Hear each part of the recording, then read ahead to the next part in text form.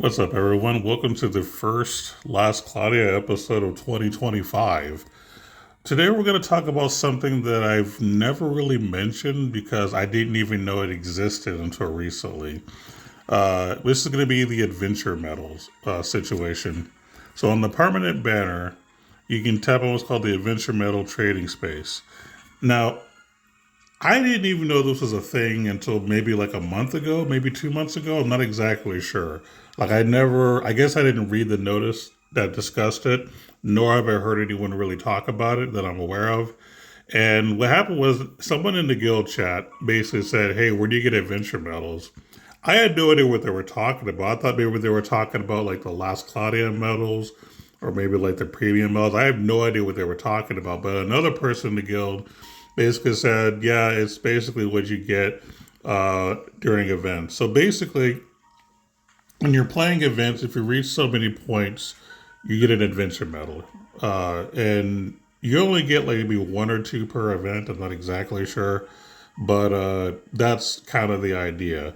So it's a slow grind. I don't know if this is something you can pay for, but honestly, if there is a paid option, I would advise to not do it anyway. You can wait on these things. But with the adventure medals, there's a few things you can get. Now, I recently just got the 10 medals. I'm sure there are other people who probably had 10 sooner because they knew about it and grinded for it faster. I didn't know. I don't really grind for it specifically, but if I happen to get the new character in an event and I play often enough, I'll usually get all the point rewards. So, anyway, what I want to do in this video is talk about what do you consider purchasing? Now, I'm going to go ahead and say that I would say the number one thing to purchase is going to be one of these equipments, but we'll talk about that last. I'm going to go over some of the other stuff first and explain priorities. Now, you can get SSR arcs. I highly against doing this at all. It costs 6. Now, keep in mind, it's going to take months, or yeah, I'd say months to probably get 6 just free to play. And to do that on an SSR is not worth it because if you play this game long enough, you're going to get not only every single arc, SSR at least, you're going to get multiple duplicates of them. So it's not worth wasting. I just don't think it's worth it. As far as the ultra clusters, you can get those every event. I don't think it's worth doing. Same thing with the radiances and the splendors. You get those pretty much every event. I don't think it's worth spending on either. Now, here's some of the more debatable things. Prism souls. I wouldn't blame you for spending on Prism Souls because Prism Souls are the one thing that's rare in that particular group that I run out of pretty frequently. So if there's a character you're trying to fully awaken and it's one of your favorites and you just don't have enough and you don't have the patience to wait and get them free to play, uh, pick it up, as much as you need here is probably not a terrible idea. I would still advise against it, but I wouldn't blame you either. Luminous Souls, for me personally, I don't need them. I haven't run out of Luminous Souls in a very long time. I've been able to get them enough in advance to where I just never run out anymore. But Prism Souls I do run out of, so which is why I'm saying there. Prism Souls, I kind of get it. As far as Stardust, I don't think it's worth it at all, even for the URs. And I'll kind of explain why. Now, this might depend on your account. There are a select few URs that I think are worth maxing out their skills for. But for me personally, I have maxed out every UR that I care about as far as skills. Now, there are URs I don't have at level 10 in terms of skills, but I don't really care to level them up because I'll never use them. So it doesn't matter to me. So I'm at the point right now where UR does no longer matter. So I'm not going to waste it on that. But if you are an account that doesn't have, any maxed out UR arc skills and you want to use them like in events and stuff like that, I wouldn't blame you for using it. But for someone like me who's been playing since the beginning and already has everything that I want maxed out, it's just not worth it. I feel like over the past few years, the value of UR arcs or I'm sorry, UR arc skills has diminished, especially now that time stop's no longer a thing. But I'm going too far on a tangent here. Basically, case in point, depends on your account. All right, now here's the more interesting part. So I haven't spent any yet, and I'm kind of debating to myself which one do I buy first. So I'm going to talk about each individual one of these, and maybe this might help you to decide which one you want to get if you're not too sure. And knowing that it's going to take forever to get 10 more, maybe you want to wait until you know for sure which one. Now, I don't know if any other creators have talked about this or not, but I'm going to go ahead and give my 2 cents on it. So let's take a look at the first one. Now, these are all what's called the Bravestar series. So we're going to start with the gauntlet. This is an accessory. Stats are nothing special. You get a little bit of strength, defense, and mind. But the trait is the important part. You get skill and counter damage plus 12% and strength plus 5%. So this is pretty good, especially for Guile specifically. I think this is something Guile needs because lately in Arena, Guile has not been doing as well as he used to. He used to be a very dominating force, but now that we have like stronger characters coming out, he's not one-shotting things as often as he used to. He's still good, right? But he's not as good. And as time passes and as characters get stronger, Guile becomes less relevant, which is kind of the thing with every character. Like eventually, they're no longer meta because time passes and better characters come out.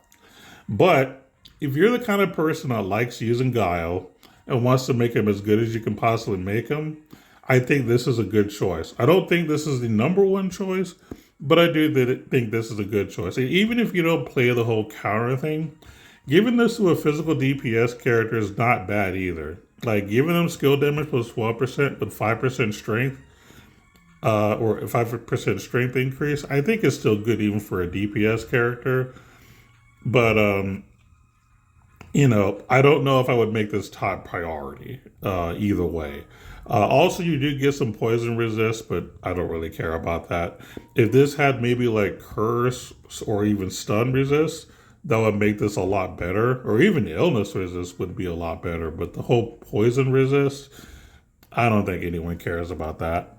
But I'll say overall, this is a decent thing to pick up, especially if you play a counter character. But if not, I wouldn't make this your number one pick, definitely. Now we'll continue with the blade. This is arguably the best thing to pick up, arguably. So this has a very good strength stat for a 6-star, 236. You get a little bit of defense in mind as well. And even though the numbers are low, the fact that you're getting it on a weapon is just an added bonus. So I say, why not? And of course, with the trait, which is the real good part, when you're equipped with one weapon, skill damage plus 20%. When skill and special attacking, enemies defense minus 15% and deal damage. So you have a weapon that's giving you 20% skill damage while lowering their defense. Really, really strong trait. Like I said, this is arguably the best of them all. So if you're the kind of person that likes to use physical DPS characters more than anything else, I would say that this is probably your number one pick in terms of priority. It's just a really, really good skill. Now we're going to talk about the spear. Now this, I think, is probably the bottom tier of all of these items, and I'll explain why. It does have a good strength stat, I'll give it that, and you get a little bit of defense, which makes sense because with spears, part of a spear user is having a good balance between offense and defense, so I respect it. What I don't respect is the trait. Skill and special damage cap 3,000. I'm going to be honest, like, the fact that we have characters that deal hundreds of thousands of damage with their damage cap, 3,000 isn't really anything special. The only reason that you might consider this is if you like to play special characters like Alice, for example, who like to do lots of special damage because they have a lot of hits with their special and their caps are pretty high. So if you want to deal a little more damage, this might be a weapon to consider. But for a normal physical DPS character, this isn't anything special at all, to be honest. I just cannot recommend this.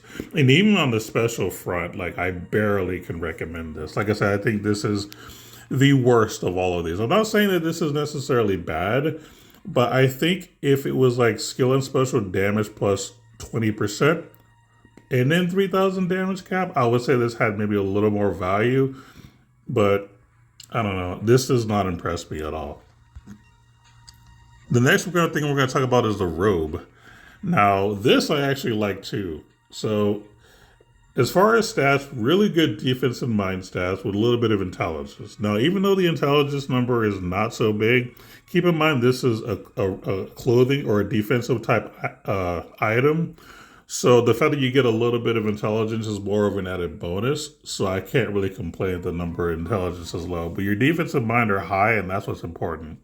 Not super high. Like I wouldn't say it's top tier because you're not seeing anything that's like 200 or above. But having defense and mind over 100 plus is still pretty decent.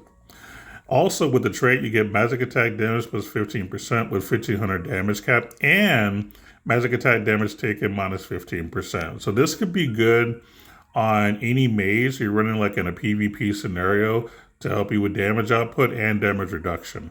So I think that's great. And on top of all that, you get a dark resistance plus 5 and silence resistance. So that's pretty good too for a mage as well. So you're getting a lot of good bonuses. So this, I would say, could potentially be your number 2 pick. If you really like mages, I think this is like a very, very strong pick. So I think that last Cloudia did a really good job with this particular item as well. And the last item we have is the ring. This is another accessory. I'm going to say that this is the most unique of them all. So as far as stats, they're all pretty low, but you do get 30 MP. And, getting extra MP on an accessory is always nice. Your defense and mind stats are just going to be pretty low, but it's just kind of an added bonus more than anything else. But the traits is the interesting part.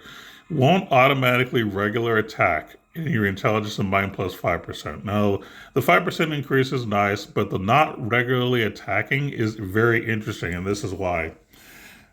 So some of you might be thinking, why would you not want your mage regularly attacking?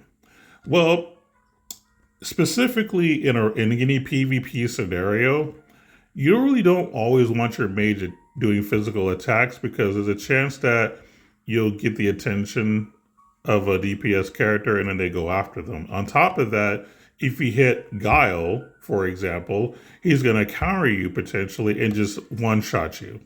So to prevent that from happening, you can give this to one of your mages, whether it's a defensive one or an offensive one, and you don't have to worry about drawing too much attention to yourself and getting countered and killed. So you'll just be able to sit tight, chill, until you have enough MP to cast your spells, and you can just focus on casting your spells, or even just doing your skills. So this is pretty good for that scenario. Now, the only thing that I would say that would make this a little bit better is if you're maybe... No, I think this is fine the way it is. Yeah, so overall, this is actually pretty decent because it has a very unique thing that could help your mage in a PvP scenario. And of course, as an added bonus, you get light and dark plus 5 resistance, so that's nice as well. So now, do I think this is like number 1 top priority? No, I'd say maybe 3 or 4. I think this is decent, but I don't know if I'd rush into it. But I do think it's the most unique out of them all, so I wouldn't blame you for wanting this. And there you have it. So basically, I haven't 100% decided what I'm going to get first, but for me, it's either going to be the blade, the gauntlet, or the robe. Those are like the top 3 for me personally. That'll be priority. And the reason I'm even considering the gauntlet is because I'm thinking about trying to use Guile again, because I stopped using him in PvP, or I should say arena, recently. I still use him in GVG, but I don't use him in arena anymore. But I might test this with Guile to see if it makes him, more viable, and maybe it could work. But if I want something more consistent that I know that will help me immediately, it's going to have to be the blade or the robe. It's going to be better on a lot of the characters that I have. So it's just going to depend on which characters I want to make better the most. I don't need them. For example, if I have a character that already has like a robe that's like designed specifically for them, like a crimson item robe, they're not going to need this Bravestar one. So I would give it to a character that doesn't have like a paid robe, and then that would make them potentially better. Now, another argument that some people will say is that, well, you can just get Godforge items that are better. Now, that's an argument people use all the time for just about everything, whether it's a paid item or it's, one of these. The problem with the argument is that not everybody cares to Godforge. Like, not everybody wants to do the grind, and some of them take a while to grind up for some people. So, and let's just face it, that if you do have a Godforge item, you probably have it specifically for a specific character, and you may not want to have to constantly move them around. These items are free to play. You can literally, it'll take a while, but you can literally grind these and get these for free. So, and you don't have to do a ton of grinding for it. So these are kind of more like easy to get free to play things that don't require a lot of stress and time and everything that I think are worth having in case you don't have the Godforge stuff. So I wouldn't worry about the argument of, oh, you could just get a Godforge item. Like, yeah, you could, but do you want to? Do you have the resources? Now, if you're like me and you've been playing, oh, well, sure, I could just Godforge stuff. But for others who are newer to the game, they might not have the resources or maybe even the time to grind it all, and this might be faster for them. So I wouldn't use the whole Godforge argument against these. These are good free-to-play items, at least most of these, and I wouldn't blame you for wanting to get a few of these. So hopefully this has helped you make a decision on what you might decide to pick based on what you think your account needs or what your favorite characters need. Hopefully this will help. And like I said, I haven't decided yet either, but when I do, I'll figure it out. But until next time, we'll see you later. Bye.